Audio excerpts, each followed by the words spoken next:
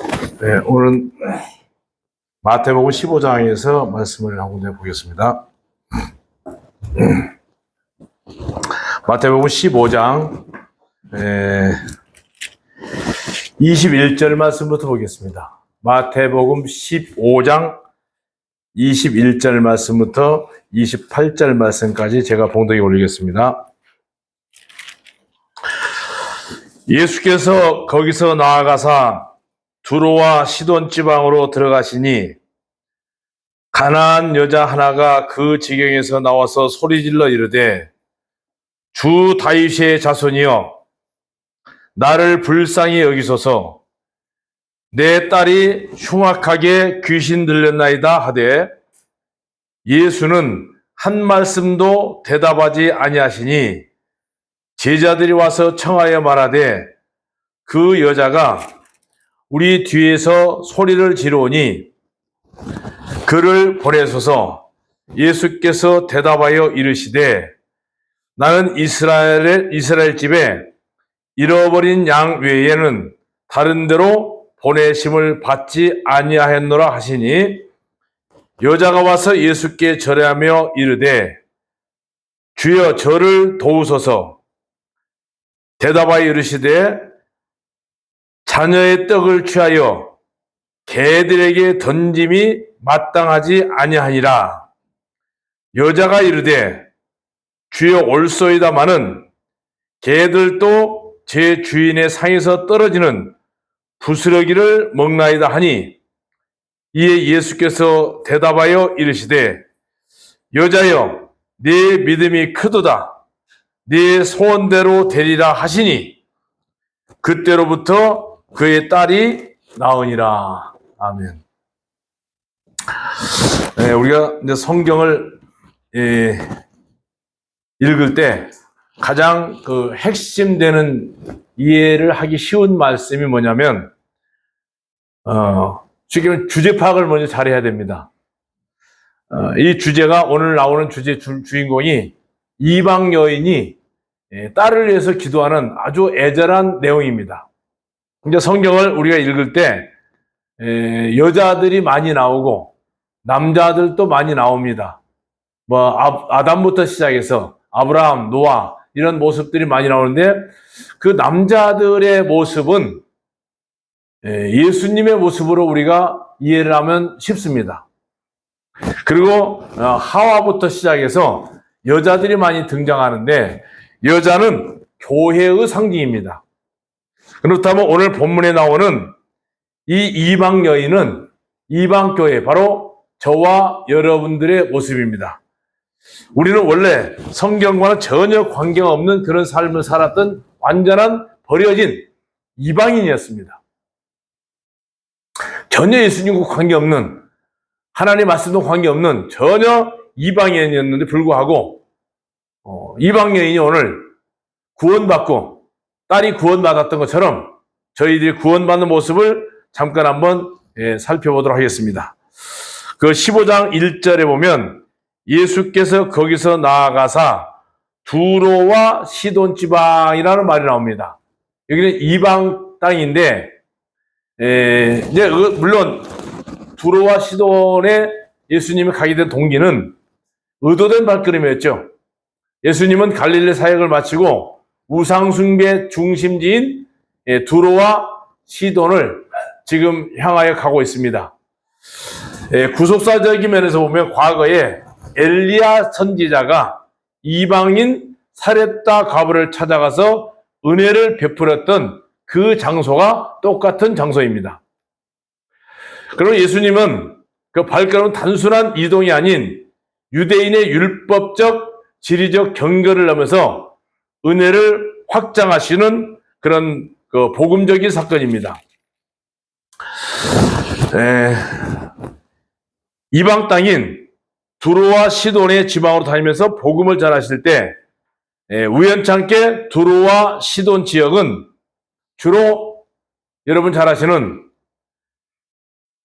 가나안 사람들의 거주지였습니다. 그리고 우상숭배의 본거지였습니다.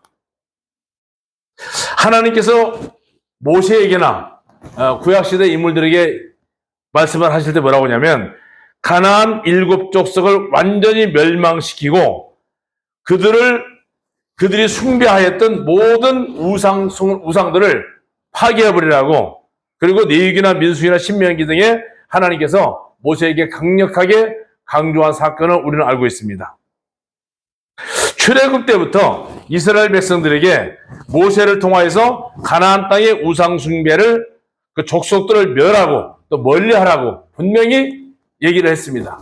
근데 오늘 예수님은 그 지역을 지금 가셨습니다.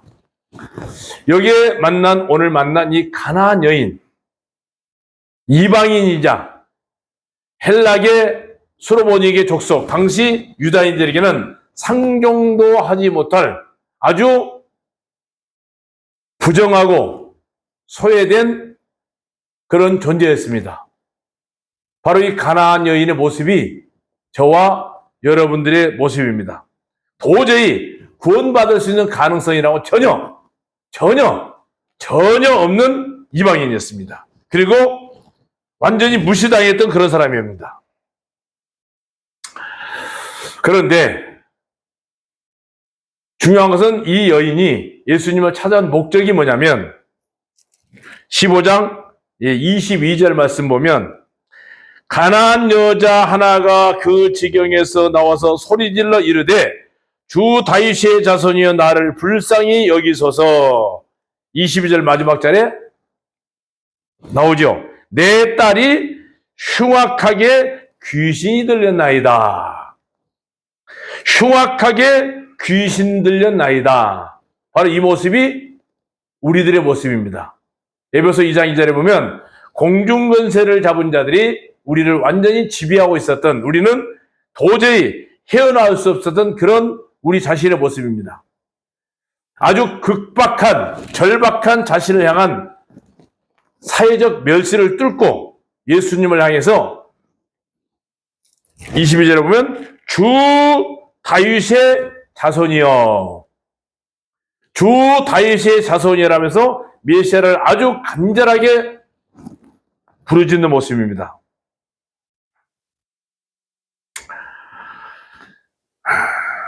그런데 예수님께서 냉정하게 하신 말씀이 나는 이스라엘 집에 잃어버린 양 외에는 다른 데로 보내심을 받지 아니했다. 물론 제자들에게도 말씀하셨습니다. 잃어버린 양 외에, 이스라엘 외에는 다른 데로 가지도 말라고 그랬습니다. 11장 하나 한번 잡아볼게요. 마태복음 11장 마태복음 11장 20절을 보겠습니다. 20절부터 한두 절 읽을게요. 예수께서 권능을 가장 많이 행하신 고울들이 회개하지 아니하므로 그때에 책망하시되 화 있을진저 고라시나 화 있을진저 벳데다야 너희에게 행한 모든 권능을 뭐라고 했습니까? 두로와 시돈에서 행하였더라면 그들이 벌써 베옷을 입고 제에 앉아 회개하였으리라. 내가 너희에게 이르노니 심판날에 두로와 시돈이 너희보다 견디기 쉬움이라.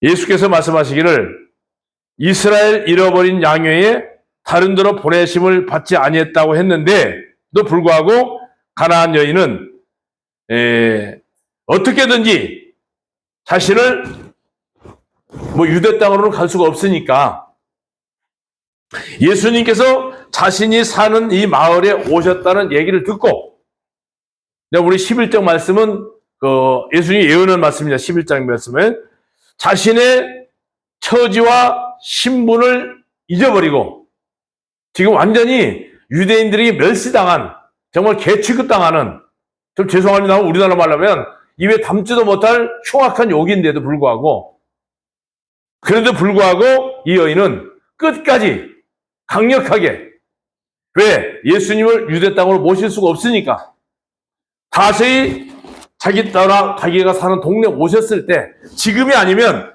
구원받을 기회는 없습니다. 아주 애절합니다. 그러면서 자신이 마치 유대인으로 착각을 하고, 이 말은요, 주 예수여라는 말은 이게 참 다윗의 자손이여, 이 말은 유대인이 아니면 할 수 없는 말인데, 이방인이 다윗의 자손이여 그리고 주님이라고 호칭하였기 때문에 예수님께서는 들은 척도 안 하시고 그냥 지나가셨습니다.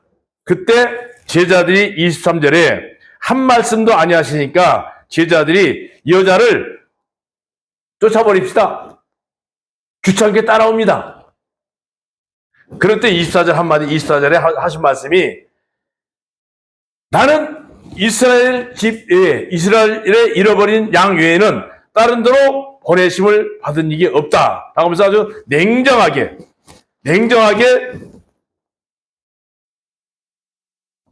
뿌리쳐버렸습니다. 근데 여자는 굉장히 다급해졌습니다. 왜? 예수님이 아니면 도저히 해결할 수 없는 일입니다. 지금 왜? 자기 딸이 지금 귀신 들렸잖아요. 예수님 아니면 도저히 해결할 수 없기 때문에 통사정을 하고 있는 모습입니다. 분명히 예수님께서는 마태복음 10장 한번 볼게요. 10장 보면 10장 마태복음 10장 5절에 보면 예수님이 뭐라고 하셨느냐? 마태복음 10장 5절에 보면 예수께서 이 12를 보내시며 명하여 이르시되 뭐라고 했습니까? 이방인의 길로도 가지 말고 사마리아인의 고을로도 고리로 들어가지 말고 오직 이스라엘 집에 잃어버린 양에게만 가라. 그렇게 예수님께서 제자들에게도 명령하셨고 본인도 분명히 의사를 밝혔습니다. 근데 오늘 이 여자의 구원받으려고 하는 이 간절한 모습, 이 모습을 보면요, 저는 이걸 성경을 보면서 제 과거 모습이 굉장히 생각이 많이 나요. 제 친구들이요, 먼저 구원을 받고 저에게 복음을 전하려고 굉장히 애를 많이 썼어요. 참 고마운 친구들이죠. 저보다 한 열 몇 살이 어린 친구 동생이 내가 고등학교 막 졸업했을 때, 저는 그때 목사 안수를 받은 후였습니다. 근데 고등학교 막 졸업한 친구 동생이 걔는 어렸을 때부터 내가 봤기 때문에 아주 그냥 이렇게 다듬고 그랬던 친구 동생입니다. 근데 이제 고등학교 막 졸업한 20살 먹은 애가 목사를 안수받은 나한테 하는 말씀이 첫 마디가 뭐라고 하냐? 형님, 구원을 받아야 됩니다. 굉장히 좀 당돌하죠? 이제 고등학교 졸업한 애가, 저는 사회에 나와서 이미 신학을 졸업하고 대학 졸업하고 목사 안수를 받았는데 한다는 말이, 첫 마디가 형님, 구원을 받아야 됩니다. 좀 죄송합니다. 좀 가짠치요. 손이 올라갔어요. 친구 동생 때리려고. 야, 나는 이미 구원 받았고, 그래서 신학을 졸업했고, 목사 안수 받고, 다음 달에는 어느 교회에 이제 부임해서 갈 위치에 있다. 그때 하는 말이 뭐라고 하냐면, 형님은 제가 존경하는 훌륭한 목사님입니다. 그런데 구원을 받아야 됩니다. 계속 구원을 받아야 되는데, 이 버리종말이 없는 놈아, 뭐 하면서 내가 혼을 내놨어요. 그러면서 하는 말이, 구원을 받지 않은 상태에서 목회를 형님이 나가시면 많은 사람들을 지옥으로 끌고 갑니다.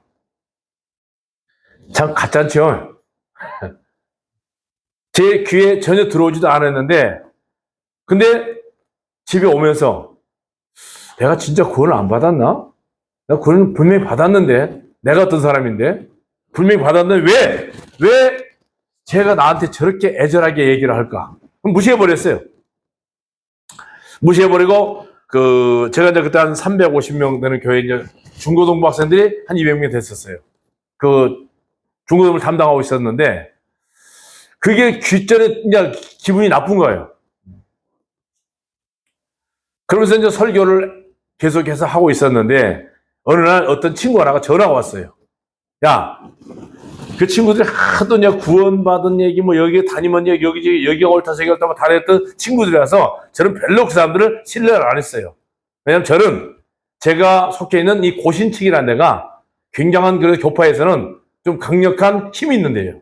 그래서 저 친구들은 다 군소교단이고 나는 그래도 좀 죄송합니다만 메이카가 있는 교단인데 쟤들하고는 비교가 안 돼. 항상 무시해버렸어요, 친구들은.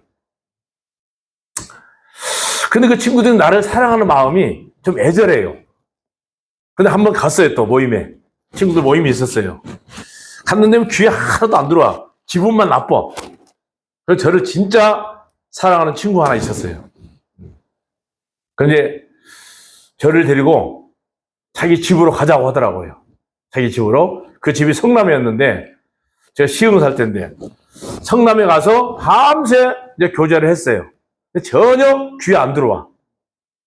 그 친구도 나중에는 결국은 교단에서 제가 목사한수를 준 사람들이거든요. 제가 선배니까.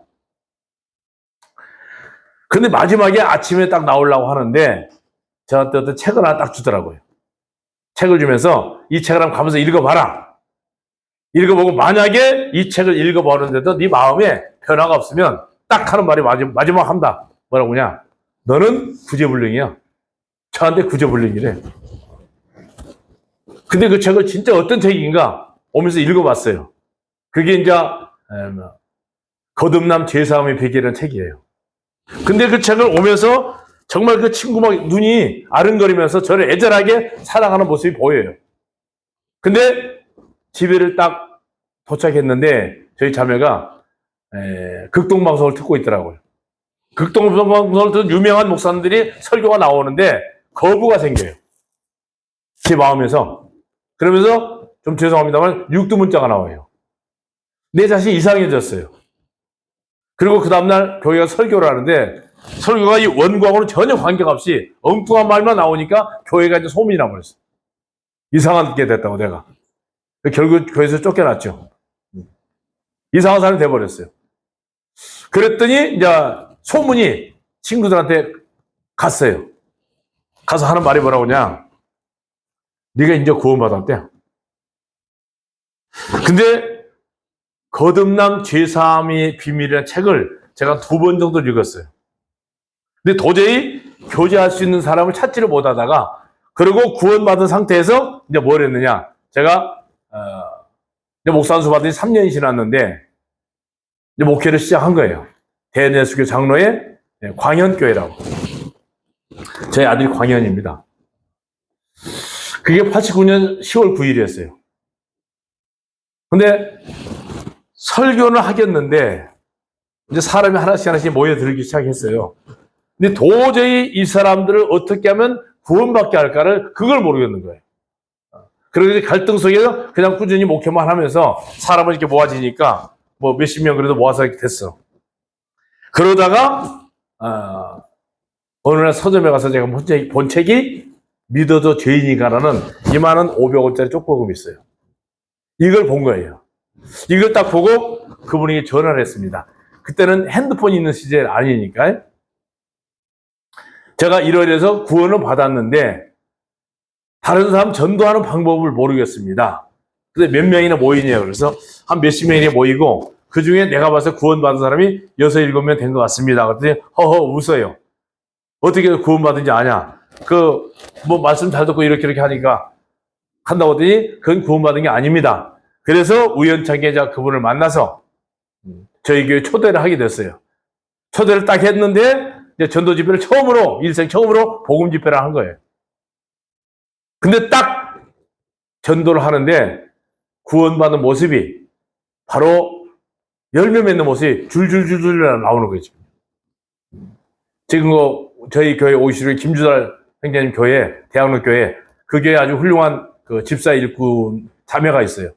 그 자매가 이제 초등학교 5학년 때부터 저희 교회 다녔던 자매인데, 예, 그렇게 해서 이렇게 일꾼들이 많이 만들어지고, 그런데 왜 이 말씀을 드리냐면요. 정말 저한테 복음을 전하는 이 친구들이요. 진짜 소중해요, 저한테는요. 굉장히 소중해.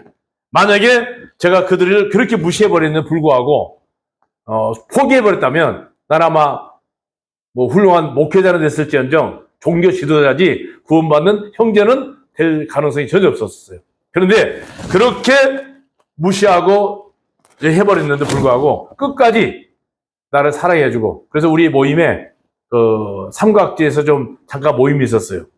송찬호 형님도 같이 나한테 형님 구원받아야 됩니다라고 하는 그 친구를 소개를 했었어요, 한번요.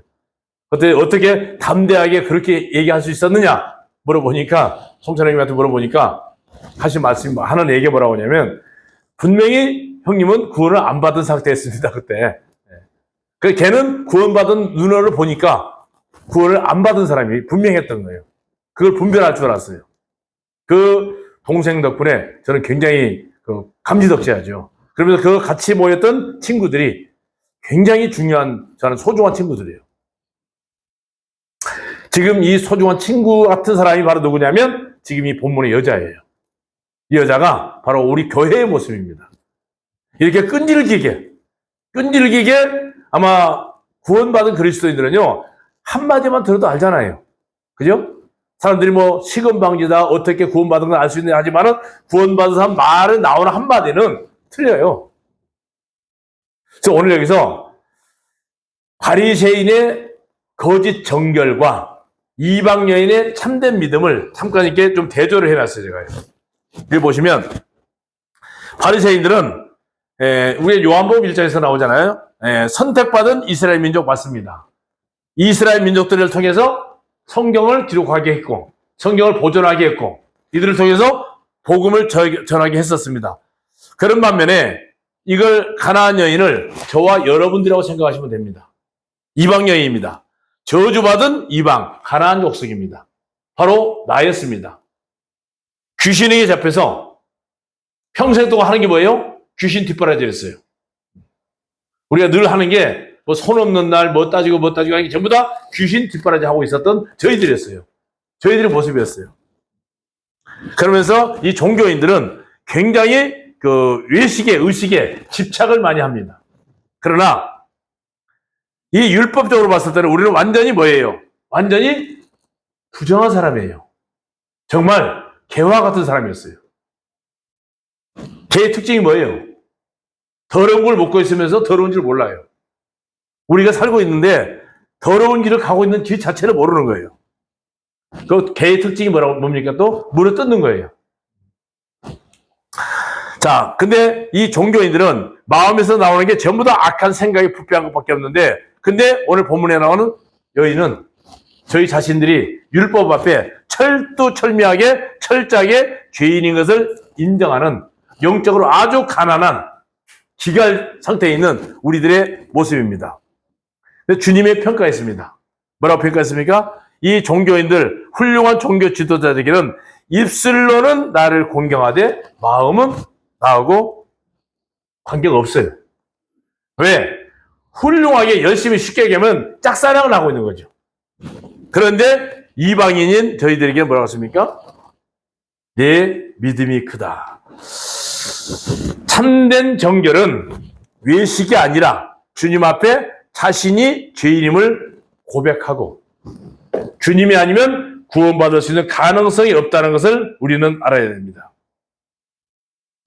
이스라엘 혈통 속의 여자처럼 당당하게 주님을 만날 수 있고 찾아갈 수 있고, 그러니까 주님께서는 결정적인 아주 충격요법을 썼죠. 나는 이스라엘의 잃어버린 양에게는 보내심을 받은 적이 없다. 아주 딱 잘라버렸어요.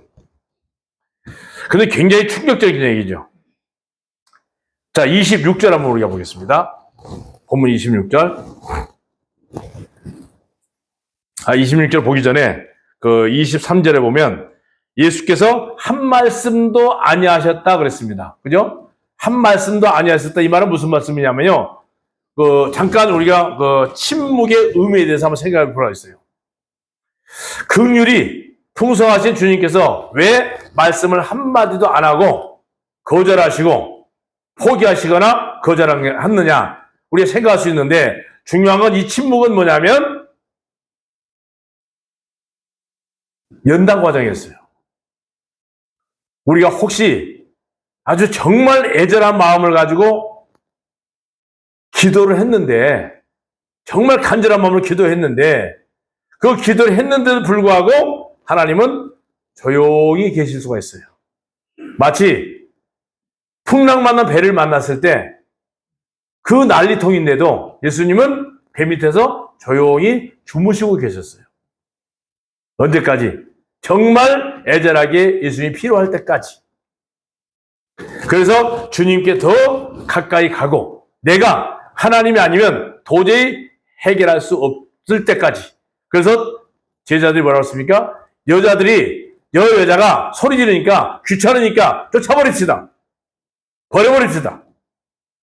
그럴 때 주님께서는 이스라엘 집에 잃어버린 양 외에 다른 데로 보내심을 받은 적이 없다라고 하면서, 이건요, 이방인을 우리가 말씀 들어보면 그냥 이 말씀을 끝나버리면 배척 가신 것으로 오해를 할 수가 있는데, 잠깐 구속적인 면에서 보면 유대인에게 먼저고 그 다음에 이방인에게라는 구속사의 엄연한 순서를 밝히신 내용이지, 그럼에도 불구하고 이제 오늘 이 이방 여인이 물러서지 않고 다가와서 절하면서 딱 한마디 했죠.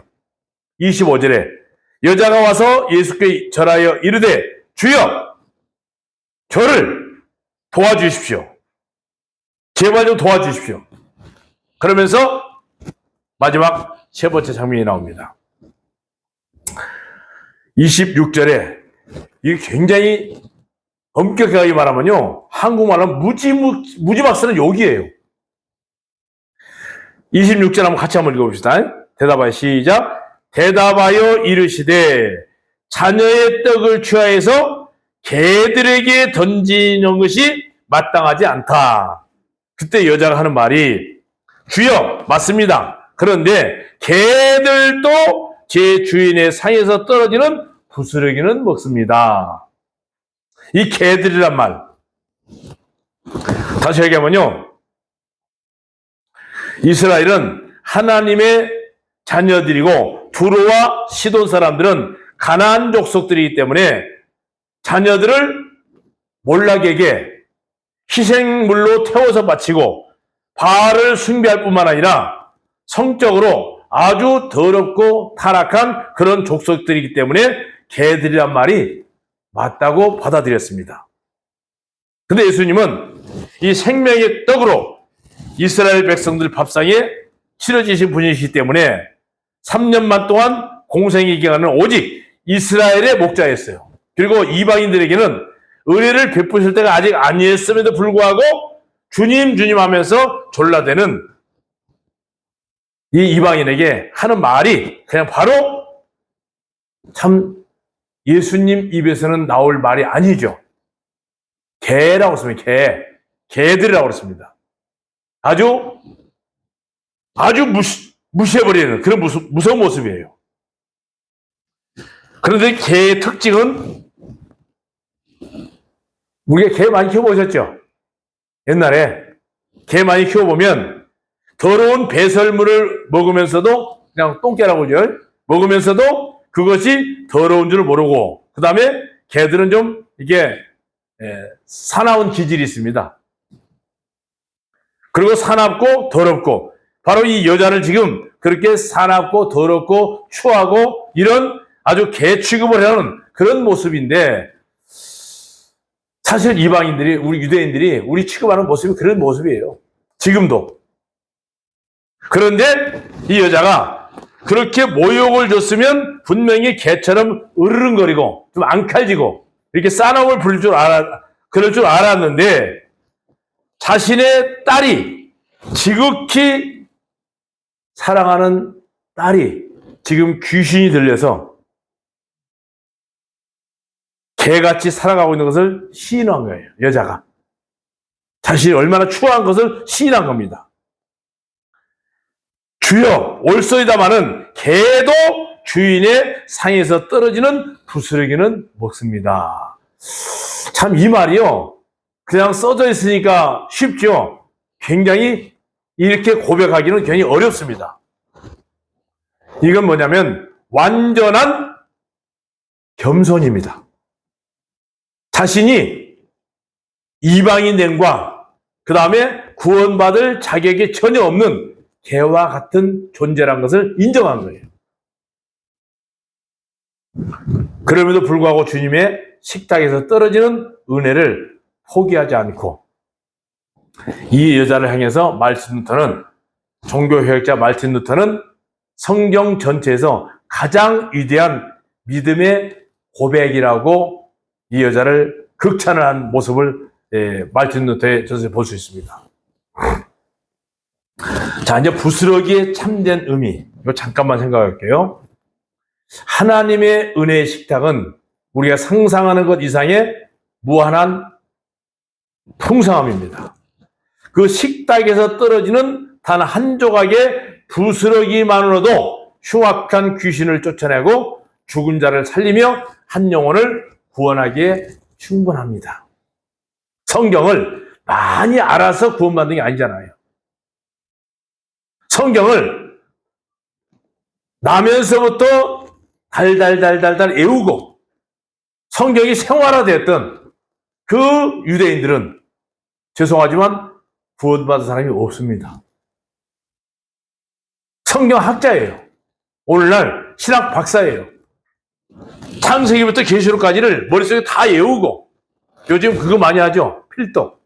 성경 수십 번 쓰고 수천 번을 읽고 성경을 달달달 외우고 가르치고 해도 그들에게는 지식일 뿐이지 저희들에게는 십자가상에서 다 이루었다. 이 말 한마디면 됩니다. 하나님이 요구하신 그 무시무시한 율법을 예수님이 내 대신 다 이루었다. 다 이루었어. 자, 여러분들이요, 어느 가게집에 한 달 내내 외상을 먹었어요. 외상값을 갚을 날이 됐는데 도저히 내 능력을 가지고는 외상값 갚을 길이 없어요. 그렇죠. 실컷 먹었는데. 근데 아버지가 가가지고 그 밀리는 외상값을 싹 갚아주면 그 자식의 마음이 어떻겠어요? 아버지에 대한 감사가 나오겠죠. 진짜 사람이라면. 똑같아요. 하나님 아버지께서 우리에게 요구하신 그 무시무시한 율법을 예수님이 싹 갚아버렸어요. 다시는, 우리가 예배서에 어떤 형이 읽었잖아요. 다시는 죄를 위해서 제사 드릴 것이 없는 히브리서의 그 무시무시한 말. 다 필요 없어요. 한마디만 하면 됩니다. 단번에 영원히 우리 죄를 사해버렸다는 그 말 한마디만 알면 돼요. 성경 많이 몰라도 됩니다. 이 이방인 여인이요, 성경 아는 거 없어요. 그러나 나면서부터 성경을 연구했던 유대 박사들은 성경 박사예요. 그 성경 박사인데도 불구하고 예수님을 몰라봤잖아요. 딱 한마디입니다. 단번에 영원히 우리 죄가 사해졌다는 그 말 한마디에 저는 그냥 심령이 녹았고요. 그럼에도 불구하고 이 모임에 대한 것은 굉장히 좀 죄송합니다만 거부가 심했어요. 왜 거부가 심했느냐? 한 20년 싸웠으니까. 우리가 떡을 떼잖아요. 네, 제가 이제 시비 걸었던 내용입니다. 우리가 늘 하는 거니 만찬 예배라고 합니다. 그죠? 제가 늘 어떤 형님하고 싸웠던 게, 아니 만찬은 저녁밥이지 아침에 먹으면서 무슨 만찬이라고 그렇게 무식하냐고 그렇게 싸웠어요. 아니 저녁에 먹으면 만찬이 맞아. 근데 아침 10시에 떼면서 그건 조찬이지. 조찬과 만찬과 오찬도 분가 못하는 사람들하고 무슨 얘기를 하겠냐고. 제가 그렇게 싸웠던 사람이에요. 그렇게 무식했어요. 제가 가지고 있는 그 알량한 그 지식, 그거 아무것도 아니잖아요. 만찬이면 어떻고 조찬이면 어떻고, 중요한 것은 예수님의 떡을 뗄 수 있다는 거 중요하잖아요. 오늘 좀 우리 모임에 좀 에피소드가 있었습니다. 떡이 잘 안 떨어지죠. 떡이 아까 잘 안 떨어지더만 보니까, 뒤에서 보니까. 왜 안 떨어졌겠어요? 저는 그거 보면서 여기다 적었어요.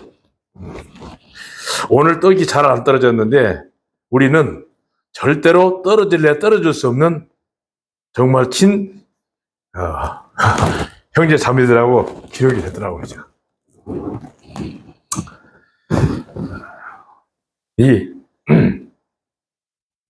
떡을 떼는 게 중요하지 뭘 많이 아는 게 중요한 게 아니에요. 그러니까 제가 아침 10시에 조찬 먹으면서 그걸 만찬 예배라고 드리는 그 만찬 예배 처음으로 참석하고 제가 그냥 다 심령이 녹아버렸어요. 단번에. 여기서 딱 예수님이 이방 여인에게 이스라엘의 어떤 종교 지도자들보다 더 높이 평가하신 말씀 딱 한마디입니다.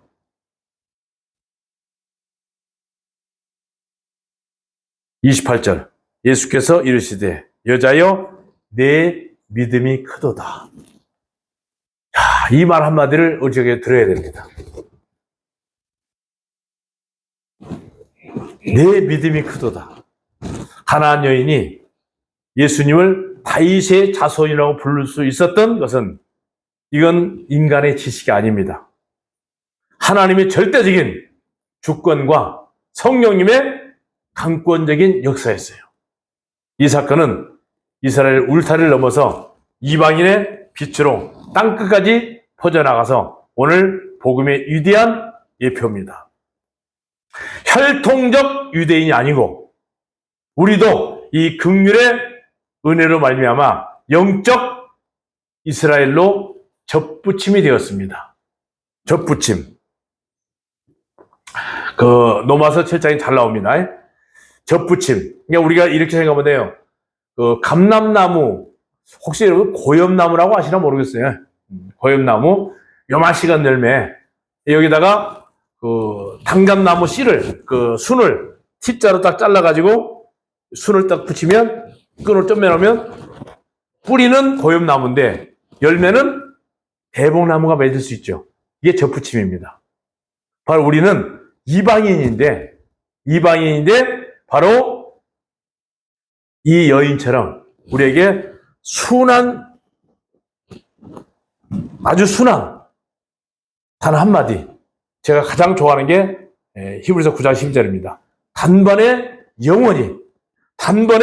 영원히 죄가 사해져 버렸다는 놀라운 사실. 자, 그럼 오늘 우리 현대교회는 스스로를 어떻게 읽고 있느냐? 오늘날 사람들 보면 흔히 이런 말 많이 하죠. 모태신앙이라는 말 쓰는 사람 봤죠? 그건 말이 안 맞는 말입니다. 모태죄인이에요. 모태죄인, 모태교인. 신앙은 자신이 스스로 죄인인 것을 고백하고 주님을 받아들였을 때 신앙이라는 용어를 쓸 수 있는데, 그 다음에 교회의 어떤 직분, 헌신, 이걸 자랑하면서 손을 씻는 바리새인의 위치에 내가 있지 않는가? 아니면 하나님 앞에 감히 설 수 없는 정말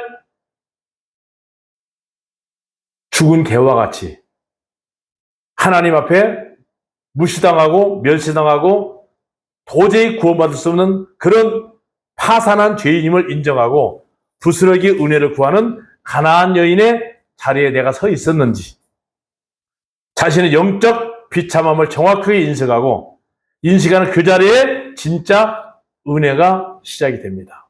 이 여자는요, 포기하지 않고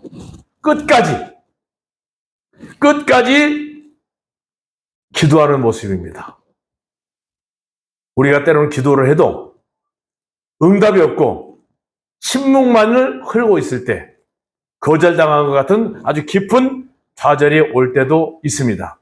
그러나 주님의 침묵은 우리를 쫓아내는 것이 아니고 더 큰 믿음으로 이끄시는 초청장입니다.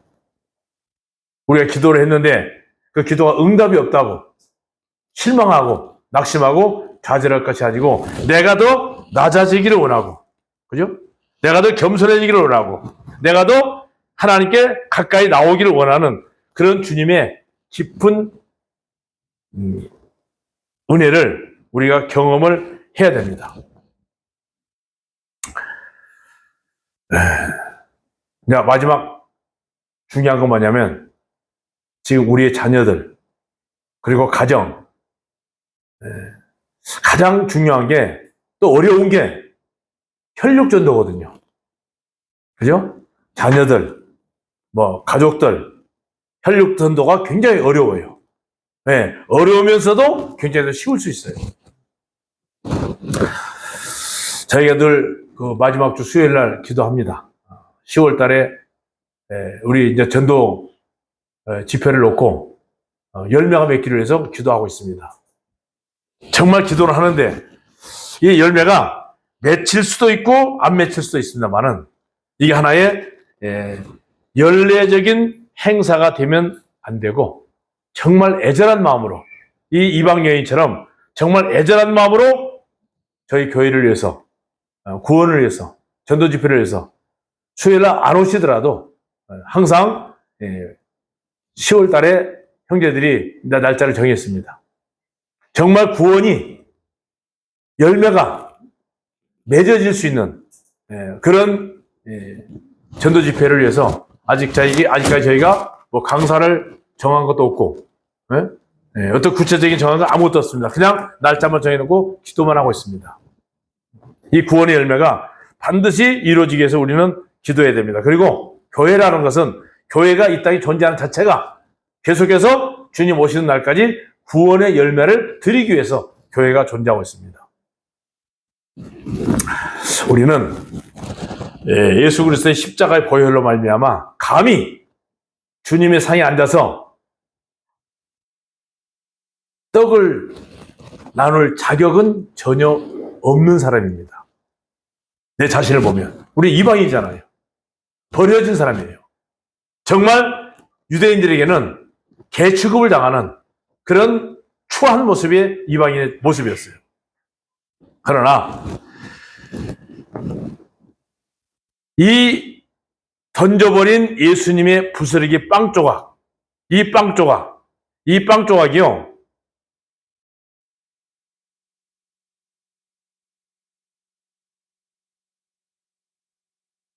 복음서에 보면 수천 명을 먹이고 남았죠.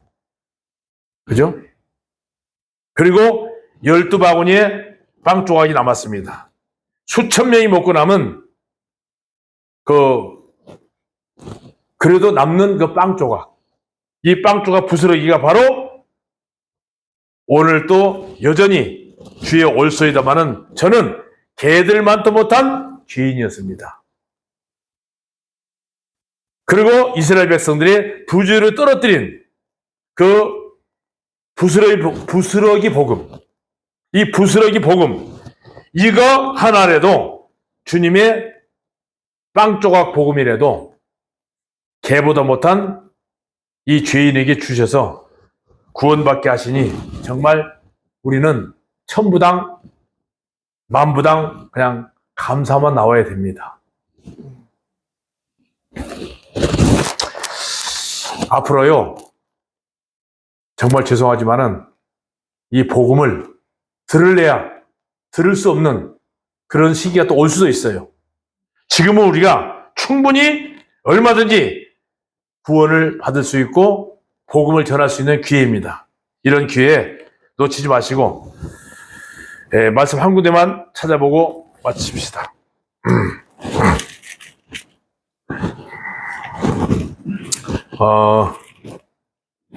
구약성경이죠. 구약성경.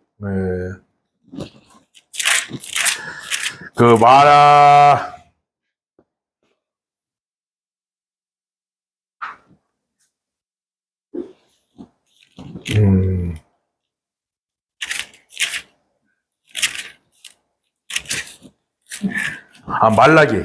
구약성경 바로 앞에 신약성경 마태복음 바로 앞에 구약성경 맨 마지막에 나오는 성경 한 군데만 볼게요.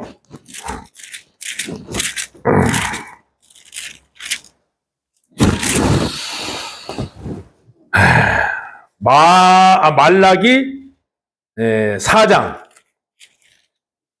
이게 상당히 저도 좋아하는 말씀인데요. 말라기 4장 6절, 맨 마지막 구약성경 맨 마지막 절 한번 읽어볼게요. 그가 아버지의 마음을 자녀에게 돌이키게 하고 자녀들의 마음을 그들의 아버지에게로 돌이키게 하라. 돌이키지 아니하면 두렵건대 내가 와서 저주로 그 땅을 칠까 하노라. 그 다음에 바로 뒤에 마태복음 5장 한번 더 볼게요. 5장 6절. 의에 줄이고 목마른 자는 복이 있나니 그들이 배부를 것이며. 자, 무슨 얘기냐면요. 예수님에 대한 복음을 전혀 듣지도 보지도 못했던 사람들이 바로 의에 굶주린 사람들입니다. 바로 우리들이에요. 그런데 그들에게 언젠가는 복이 있다. 언제? 지금은 저희가 얼마든지 복음을 들을 수 있고 구원을 받을 수 있는 기가 막힌 기회입니다. 그런데 이 기회마저도 없어질 수도 있습니다. 우리는 지금이 아니면 우리 가족들을 구원할 수 없다. 지금이 아니면 내 친족들, 혈육들을 구원할 수 없다. 이런 마음을 가지고 마지막 주님 오실 때까지 복음을 힘차게 전할 수 있는, 오늘 본문에 나타난 이방 여인, 끈질기게 주님에게 매달려서 칭찬을 받았던 이 거룩한 믿음이 저와 여러분의 믿음이 되기를 소원합니다. 고맙습니다.